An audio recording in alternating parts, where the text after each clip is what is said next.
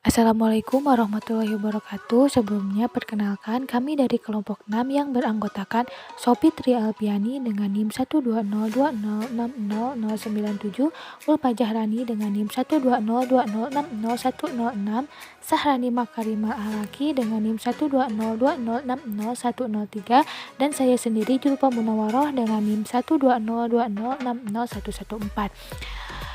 Di sini kelompok 6 akan mempresentasikan materi tentang katabolisme untuk memenuhi tugas mata kuliah Kapita Selekta Biologi 2 dengan dosen pengampu Ibu Mila Listiawati SPD MPD dan Ibu Hajah Asriati Maskud SSI MPD. Selanjutnya itu penyampaian materi yang akan disampaikan secara berurutan, yaitu pertama oleh Ulfa Jahrani, kedua oleh Syahrani, ketiga oleh Sophie, dan terakhir oleh saya sendiri. Saya Ulfa Jahrani dengan NIM 12020606106. Di sini saya akan membahas mengenai analisis dari ketiga buku biologi kelas 12 yang membahas tentang katabolisme. Buku yang pertama yaitu dengan penulis Irna Ningtyas, penerbit Erlangga. Adapun kompetensi dasar pada buku ini 3.2 yaitu memahami peran enzim dalam proses metabolisme dan menyajikan data tentang proses metabolisme berdasarkan hasil investigasi dan studi literatur untuk memahami proses pembentukan energi pada makhluk hidup. Kompetensi dasar 4.2 yaitu melaksanakan percobaan dan menyusun hasil percobaan tentang cara kerja enzim, fotosintesis, respirasi anaerob secara tertulis dengan berbagai media. Adapun indikator atau tujuan pembelajaran pada buku ini, yang pertama yaitu siswa dapat merubah perilakunya untuk mengagumi keteraturan dan kompleksitas ciptaan Tuhan tentang proses metabolisme sel. Yang kedua, siswa dapat membedakan pengertian metabolisme, katabolisme, dan anabolisme. Yang ketiga, siswa dapat menjelaskan tahapan reaksi dalam respirasi aerob dengan menggunakan bagan. Yang keempat, siswa dapat menjelaskan tahapan reaksi dalam respirasi anaerob dengan menggunakan bagan. Yang kelima, siswa dapat menganalisis perbedaan respirasi aerob dan respirasi anaerob. Yang keenam, siswa dapat menganalisis perbedaan fermentasi alkohol dengan fermentasi asam laktat. Yang ketujuh, siswa dapat menjelaskan hubungan antara katabolisme, karbohidrat, lemak, dan protein. Yang kedelapan, siswa dapat melakukan eksperimen tentang fermentasi alkohol. Dan yang kesembilan, siswa dapat melakukan observasi pasar untuk mengidentifikasi produk-produk yang menerapkan proses katabolisme. Isi materi pada buku ini yang pertama yaitu menjelaskan mengenai pengertian katabolisme karbohidrat. Yang kedua mengenai respirasi aerob, dan yang ketiga mengenai respirasi anaerob. Buku yang kedua yaitu dengan penulis Faidah Rahmawati, Nurul Urifah, dan Ari Wijayati, dengan penerbit Pusat Perbukuan Departemen Pendidikan Nasional. Pada buku ini terdapat kompetensi dasar yaitu mendeskripsikan fungsi enzim dalam proses metabolisme, mendeskripsikan proses katabolisme dan anabolisme karbohidrat, dan yang terakhir menjelaskan keterkaitan antara proses metabolisme karbohidrat dengan metabolisme lemak dan protein. Pada buku ini tidak terdapat indikator ataupun tujuan pembelajaran. Sedangkan isi materi pada buku ini yaitu yang pertama mengenai pengertian katabolisme karbohidrat, yang kedua respirasi aerob, dan yang ketiga respirasi anaerob. Dan yang terakhir buku yang ketiga dengan penulis Susi Nurul Fitri, dengan penerbit Pusat Perbukuan Departemen Pendidikan Nasional. Pada buku ini terdapat kompetensi dasar 3.2 yaitu menjelaskan proses metabolisme sebagai reaksi enzimatis dalam makhluk hidup. 4.2 yaitu menyusun laporan hasil percobaan tentang mekanisme kerja enzim, fotosintesis, dan respirasi anaerob. Adapun indikator atau tujuan pembelajaran pada buku ini yang pertama, siswa dapat menjelaskan proses metabolisme sebagai reaksi enzimatis dalam makhluk hidup. Yang kedua, siswa dapat menjelaskan proses katabolisme yang terdiri dari respirasi aerob dan respirasi anaerob atau fermentasi menyangkut bahan, proses, tempat berlangsung, dan hasilnya. Dan yang ketiga, siswa dapat menyusun laporan percobaan kerja enzim, fotosintesis, dan respirasi anaerob. Adapun isi materi pada buku ini yang pertama yaitu pengertian katabolisme karbohidrat, yang kedua respirasi aerob, yaitu yang dibedakan menjadi 4, yaitu glikolisis, dekarboksilasi oksidatif, siklus Krebs, dan transport elektron. Dan yang ketiga ada respirasi anaerob yang terdiri dari fermentasi alkohol dan fermentasi asam laktat. Pada ketiga buku yang telah dianalisis tidak terdapat miskonsepsi.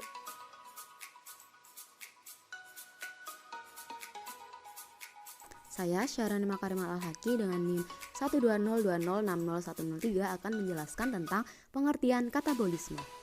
Katabolisme merupakan proses mencerna makanan menjadi molekul yang lebih sederhana. Sederhananya, ketika kita mengonsumsi makanan, tubuh mengubahnya menjadi energi utama. Saat itulah proses katabolisme terjadi. Katabolisme juga dapat diartikan sebagai proses pembentukan energi yang berasal dari penguraian karbohidrat dan lemak yang berasal dari makanan.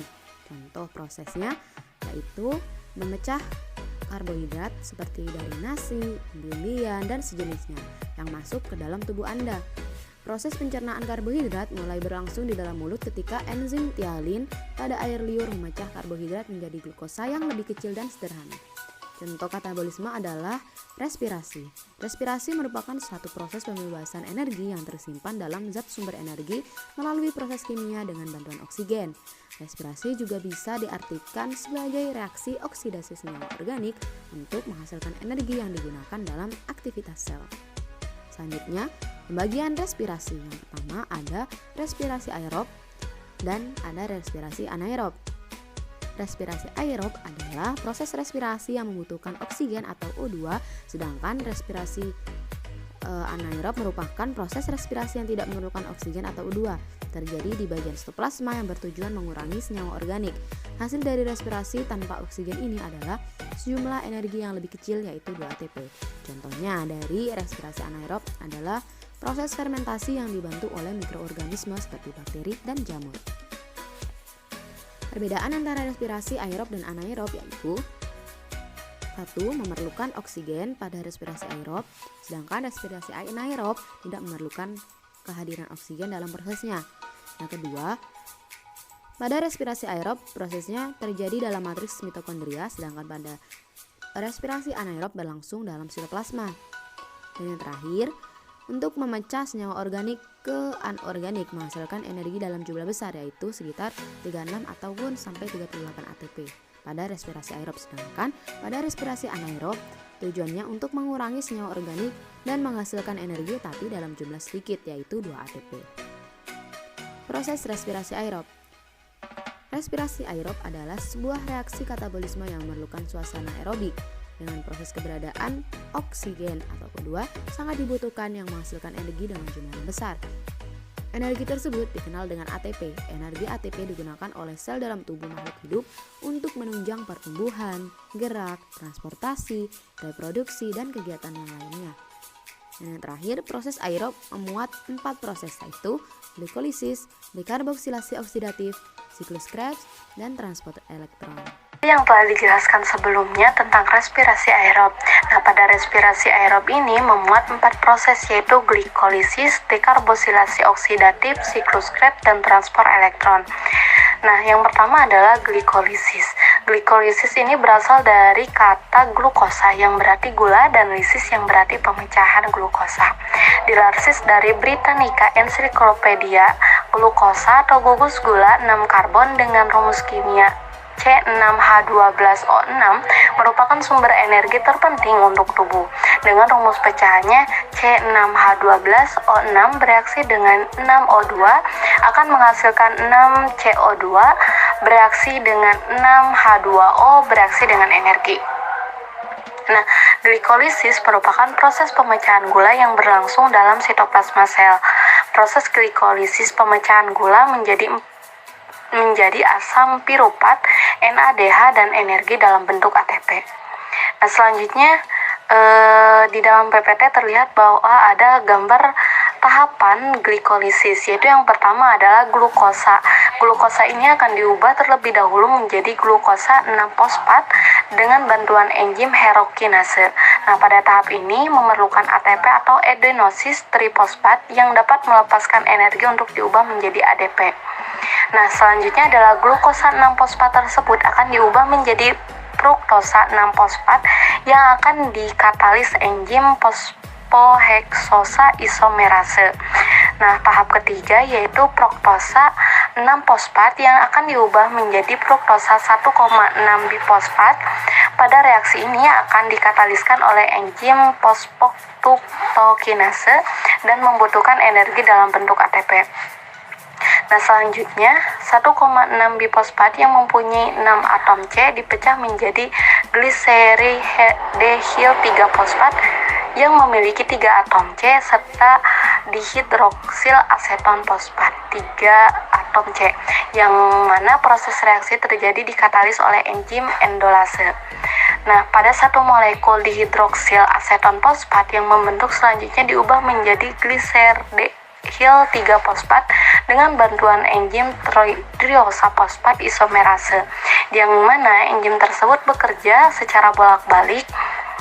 Selanjutnya adalah gliseridehil 3-fosfat akan diubah menjadi 1,3 bifosfoliserat dengan bantuan enzim gliseraldehil 3-fosfat dehidrogenase. Dalam proses ini dibentuk NADH.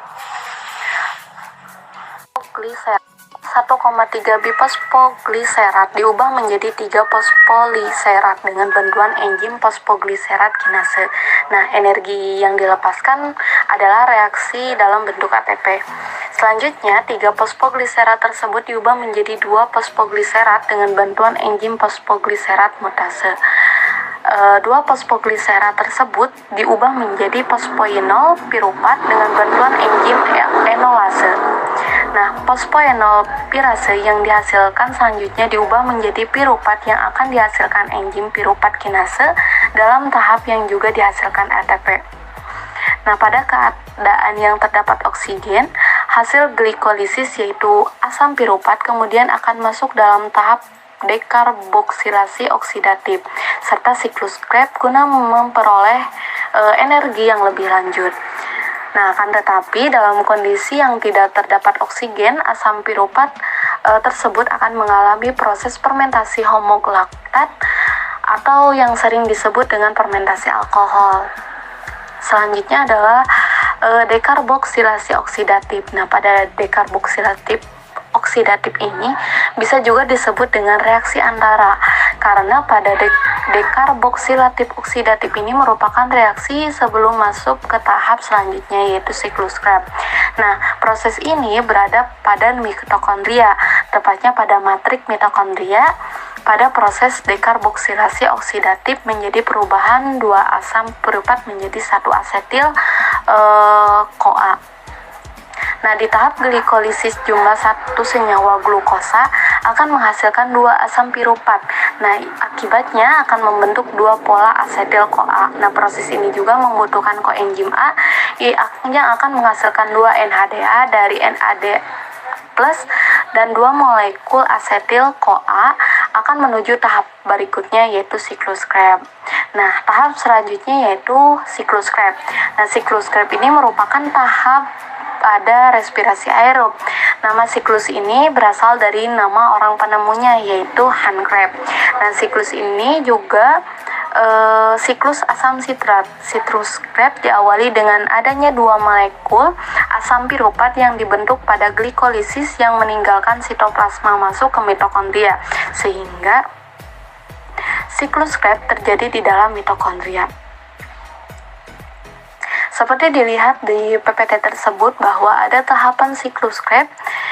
Yang pertama adalah pada tahapan asam piruvat dari proses glikolisis. Selanjutnya masuk ke siklus Krebs setelah bereaksi dengan NAD+, mitokondria dan adenin di nukleotida.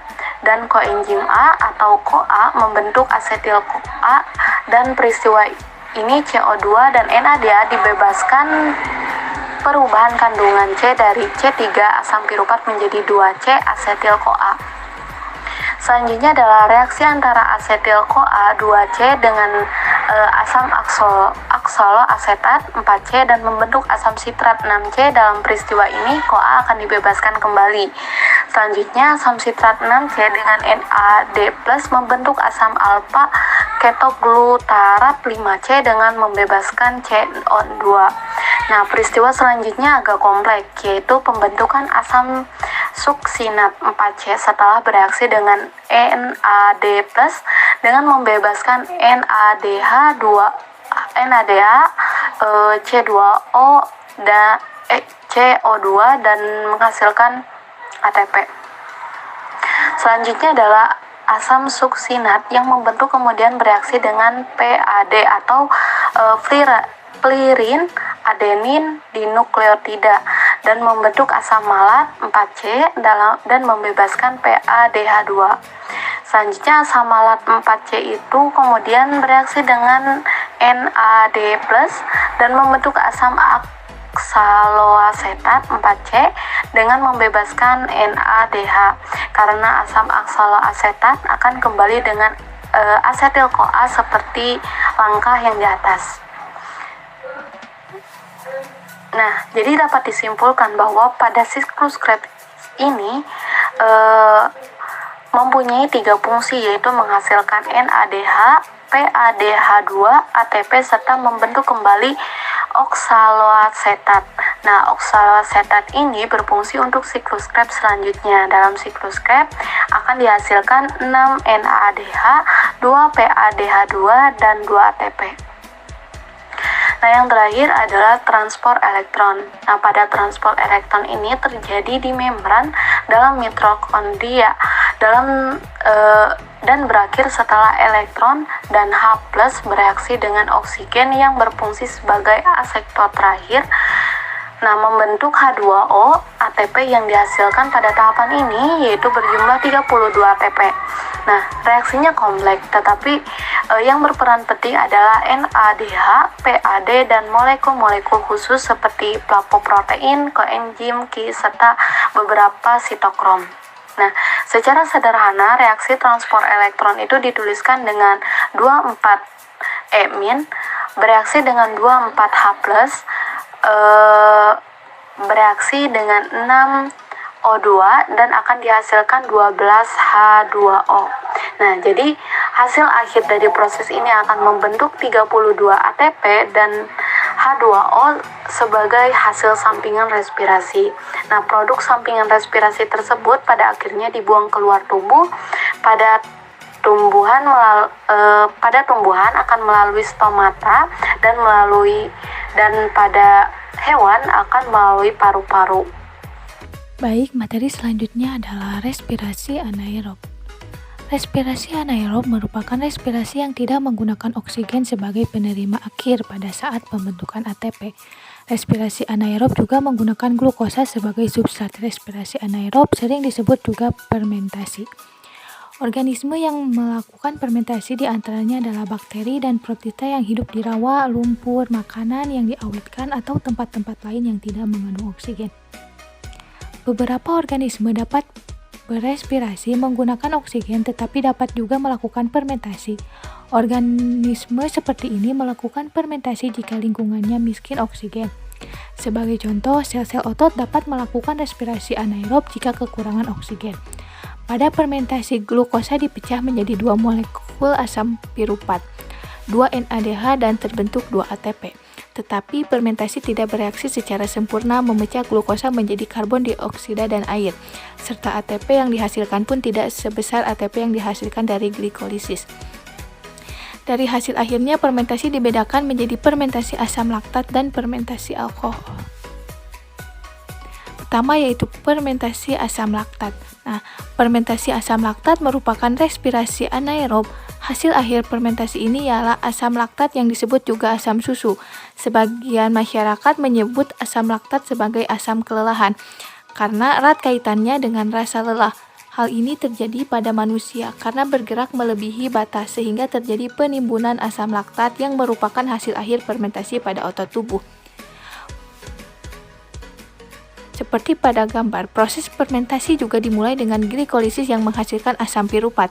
Karena pada proses ini tidak ada oksigen yang merupakan reseptor terakhir, maka asam piruvat diubah menjadi asam laktat. Kejadian ini berakibat pada elektron yang tidak meneruskan perjalanannya, tidak lagi menerima elektron dari NADH dan FAD karena tidak terjadi penyaluran elektron. Berarti pula NAD+ dan FAD yang diperlukan dalam siklus Krebs juga tidak terbentuk. Akibatnya reaksi siklus Krebs pun terhenti. Asam laktat merupakan zat kimia yang merugikan karena bersifat racun atau toksis. Kedua yaitu fermentasi alkohol. Pada beberapa mikroorganisme, peristiwa pembebasan energi terjadi karena asam piruvat diubah menjadi asam asetat dan karbon dioksida. Selanjutnya, asam asetat diubah menjadi alkohol. Pada peristiwa ini, NADH diubah menjadi NAD+. Dengan terbentuknya NAD+, glikolisis dapat terjadi. Dengan demikian, asam piruvat selalu tersedia, kemudian diubah menjadi energi. Pada fermentasi ini, energi ATP yang dihasilkan dari satu molekul glukosa hanya 2 molekul ATP, berbeda dengan proses respirasi aerob yang mengubah satu molekul glukosa menjadi 34 ATP. Terakhir yaitu kesimpulan. Dapat disimpulkan bahwa katabolisme atau disebut juga disimilasi merupakan rangkaian reaksi kimia yang berkaitan dengan proses pembongkaran, penguraian atau pemecahan molekul atau senyawa kompleks menjadi molekul atau senyawa yang lebih sederhana dengan bantuan enzim. Berdasarkan kebutuhan akan oksigen, katabolisme dibagi menjadi dua, yaitu respirasi aerob dan respirasi anaerob. Respirasi aerob adalah respirasi yang membutuhkan oksigen bebas dari udara untuk menghasilkan energi. Sedang respirasi aerob dapat dibedakan menjadi 4 tahap, yaitu glikolisis, dekarboksilasi oksidatif, siklus Krebs, dan transport elektron. Respirasi anaerob adalah respirasi yang tidak membutuhkan oksigen untuk menghasilkan energi. Dari produk yang dihasilkan, fermentasi dibedakan menjadi 2, yaitu fermentasi asam laktat dan fermentasi alkohol. Reaksi aerob menghasilkan energi sebanyak 38 ATP dan reaksi anaerob menghasilkan energi sebanyak 2 ATP. Baik, sekian pemaparan materi dari kelompok 6, kurang lebihnya mohon maaf. Terima kasih atas segala perhatiannya. Wassalamualaikum warahmatullahi wabarakatuh.